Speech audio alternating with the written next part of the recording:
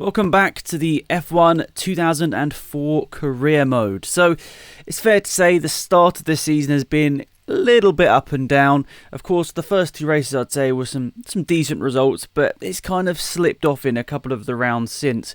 So I need to bring back some good form, I'd say. Nürburgring last time definitely helped us, but we want to get more. So, Canadian Grand Prix, and thankfully our best qualifying result of the season, I think. I can't remember completely, but 6th position seems like it probably is our best result in quali so far this year. So we look to the lights, top left, get the typical mediocre start, but this time only the Jaguar of Mark Webber gets past us as we head down to turn 1. Oh, no, I lied. Ralf Schumacher and David Coulthard tries to get past as well, but we're robust through the first corner. We don't let Coulthard through, and Jenson Button's actually got past David Coulthard just behind us here. So the first chicane here, much quicker than the AI through here. So we're going to go around the outside of Ralf Schumacher, a bit of grass, and then down the inside of Mark Webber at the next turn. Means we return to our 6th position for now.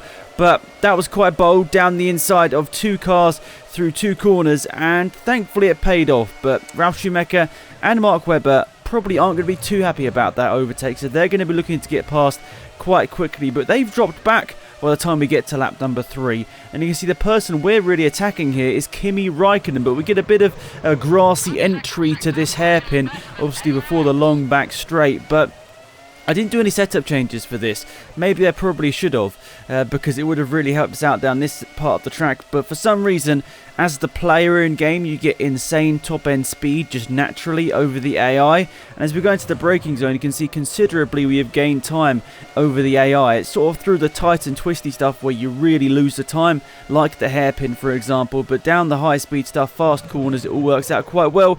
So when we try our move down the inside of Räikkönen into turn 1, I was optimistic we'd get that done, but he was just too late on the brakes for us there and got that one done. But there's a retirement there, and I get past Räikkönen in the meantime. So I think that was Michael Schumacher retiring from the Grand Prix, and I get past him and Räikkönen, and he's slowed down because there wasn't a yellow flag out yet. So that was pretty lucky, getting ourselves up to 4th place here.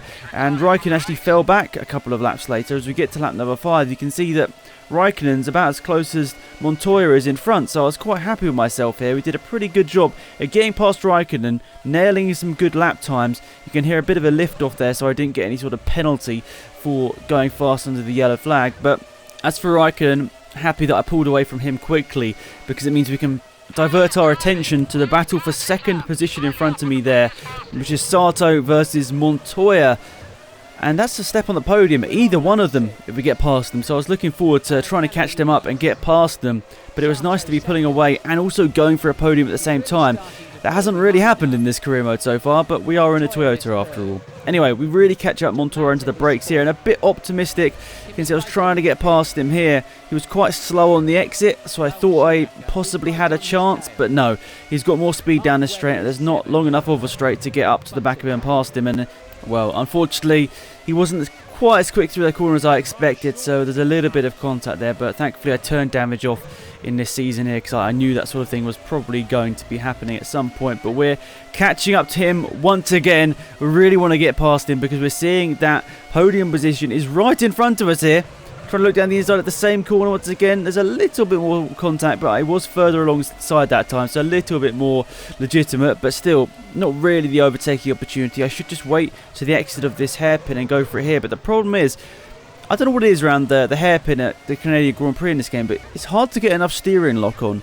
I'm not sure if it's something I need to change within the setup to try and make it work, but yeah, that was tough for me. I was losing time, but thankfully we gained a lot of time on the straight because of the slipstream effect that I was mentioning earlier. It's not quite long enough of a straight to get past them there, but we get such a good exit through the corner. The curbs in the game, at least, much lower, so you can sort of just ride them a lot more, and you can sort of actually sort of cut the corner a little bit more than you probably would in real life, and obviously not get any sort of penalty. So quite happy with that move. It was quite a slick one and up to 3rd place, but Montoya didn't back off. You can see he's right up behind me still. He's really putting the pressure on. And now we're trying to get Sato. So, of course, like we mentioned in a previous episode, 2 Japanese manufacturers battling over P2 here. Of course, a lot of pride is at stake. And Barrichello leading this race. I think he's leading the championship as well, if I remember correctly as well. Or he's very close to Michael Schumacher. So he's going to be looking to take the championship lead if he is not. So that's quite good for him. But we're really challenging Sato here and focusing on him, and he was just so slow through that corner. I did not expect that. So a little bit of contact once again to the back of his car. A bit more cautious through here this time, because I realised from my previous mistake that the cars are not too quick through there on the exit, but unfortunately just not enough speed to get past him there. And as we go through one of the other chicanes, once again the AI just a bit slow, and nearly run into the back of him once again. As we go down to the hairpin, I'm not going to be close enough to go for a dive down the inside, but I should be close enough, assuming I do good through here. Oh, as he runs wide, to be fair, he runs wide and nearly touches the wall. I do good enough through that hairpin to get the slipstream effect. And you'll see it sort of halfway down this straight. You sort of just get catapulted like crazy. Your top speed just goes way faster than the AI down the inside. Try and get back to the racing line. You know, Sato has programmed in some aggressive moves in this game, I think, because he has gone for them on me in the past. But there we are. We get past Sato and we're into second position. I can't believe I'm saying that. We're in second position in the Toyota, but genuinely this has definitely been my best race so far. And I can't believe I'm saying it as well, but we're catching Rubens Barrichello for the lead of this race. You see in the top left, my fastest lap time is coming down. Okay, I know that's not fantastic. I'm not on the hardest difficulty. I know I'm on the second hardest, but still, I'm putting in some decent enough lap times to catch Barrichello and keep Sato at bay, who's trying to keep up in third, but he's not quite doing a good enough job right now. So not long to go in this race in reality. It's a short lap. If we want to get past Barrichello and take this win, we're going to have to do it in the next couple of minutes, really, because as you can see in the top left, lap times are just around 1:10. But I make a mess up of the hairpin, but so does Barrichello as he runs a bit wide and touches that grass on the outside. I think that means we're close enough to go for a move possibly with the slipstream effect, which is quite incredible. And let's see whether we can. The Ferrari obviously a bit quicker in a straight line than the Honda that we previously were up against, but into the final chicane, Barrichello braves it out around the outside. You can see I sort of took a bit of inside curve there because I saw on the map we were still side by side. I really want to go for this move. Am I going to go for it into turn one? I'm going to be aggressive. No, not quite enough. I realise that that Ferrari is going to be quick through a lot of the track, so let's not be too silly here. We obviously have some pace advantage over him, but of course we're looking at the top of the screen.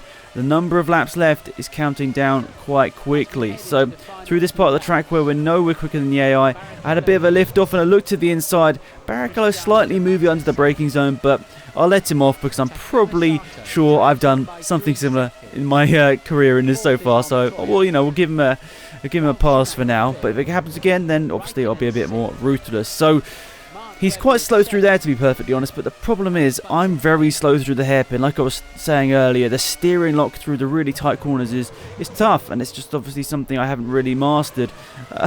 You know, I say that as that's probably the best we've done it throughout the whole race. Still wasn't particularly quick and still slower than Barrichello, but not too bad. Obviously by the end of that straight we weren't quite close enough, so we're skipping ahead here to a yellow flag situation, so of course we can't overtake Barrichello right now. But saying that, he's still going flat out, he's not backing off, so I was weaving from side to side to sort of lose myself a bit of time, because I've had penalties in the past for just sort of going quick through yellow flag zones, so I really didn't want that to happen before. I'm not sure how it calculates what you get a penalty for in these yellow flags, but yeah, I was just driving around through a yellow flag, you know, didn't overtake anyone, wasn't even close to anyone, and got a black flag, or a black and white flag. It was weird. Into the final chicane, not close enough once again, but I get a good exit.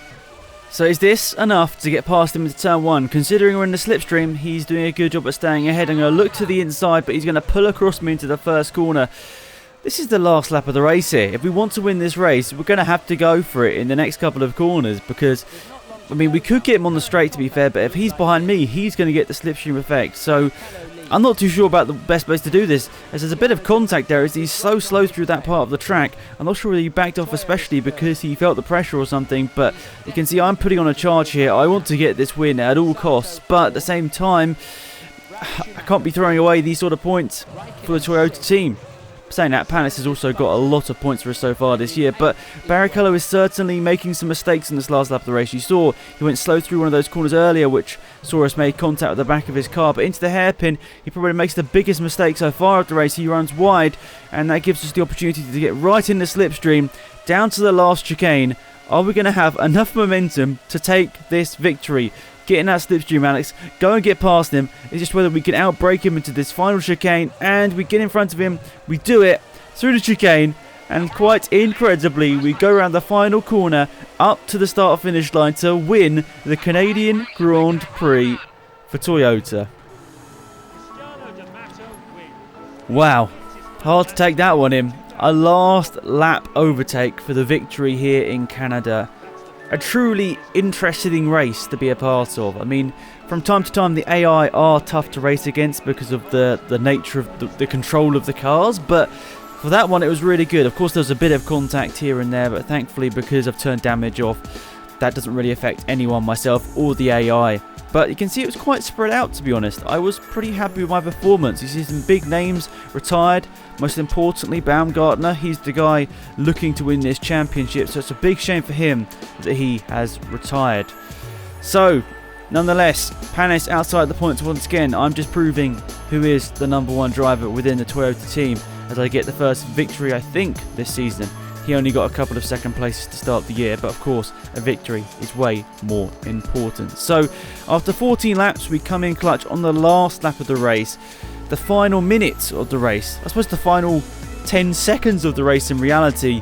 We managed to get the victory that we thought we might have had in a couple of races this season if it had all gone our way in terms of pace and getting a qualifying lap in, but this time it happened. This time we did it, and I'm very happy that we did it. So awesome stuff. We'll look in a second what the championship standings are like, but I couldn't quite believe it at the time. I think that's why I was just I probably put the controller down, I just watched the in-lap, and I was just shocked because amazingly we'd just won a race with the Toyota, which of course if you look back to the stats from this 2004 season was not good enough to win a race. So there's the championship standings. Barrichello leads. And actually, he wasn't in the lead of the championship, but this second place that he got here today managed to put him up there. I think he must have been a couple of points behind Schumacher beforehand, but you can see D'Amata, 9th place, over doubling our points tally for the whole season so far in one race. Amazing stuff, and it's not finished yet. I was wondering what this loading screen was, but there actually is podium celebrations. The camera, well, not exactly choosing the best angles in this podium celebration. You'll see a few more situations in a minute, but awesome. A Brazilian one too. I didn't even realise that as well. And of course, Toyota's first ever win in Formula 1. I mean, maybe they should have hired D'Amata in 2008, 2009, where they had those weird opportunities to maybe win a race if it somehow went their way. There's a great camera angle just to sort of show off the podium. Great to see D'Amata on the top step in that one. And we see this guy, he's going to hand out the trophies. The big one, to me, he can't quite believe it either. He's wondering how on earth this Toyota driver ended up on the top step of the podium. He should have seen qualifying, and if I'd put in the perfect lap, maybe I would have got pole. Probably not.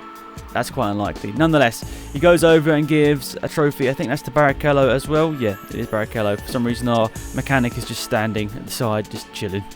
And then gives a trophy to Montoya. Montoya's loving it as well. We'll get the podium celebrations in terms of the champagne going in a second, but they're just waving to the crowd. Oh, there we are. Mechanic, he does get a nice trophy there to show all of the fans down there, which obviously appreciate the hard work going on at the Toyota factory. But it's time for the champagne. Ultra realistic champagne. Kind of just looks like someone's dropped like a smoke bomb in there or something. But nonetheless, the mechanic's getting involved as well. He's running across the podium. Everyone loves it. What a great result for the Toyota team. Hope you guys enjoyed that. Really great episode to record. Thanks for watching, and goodbye.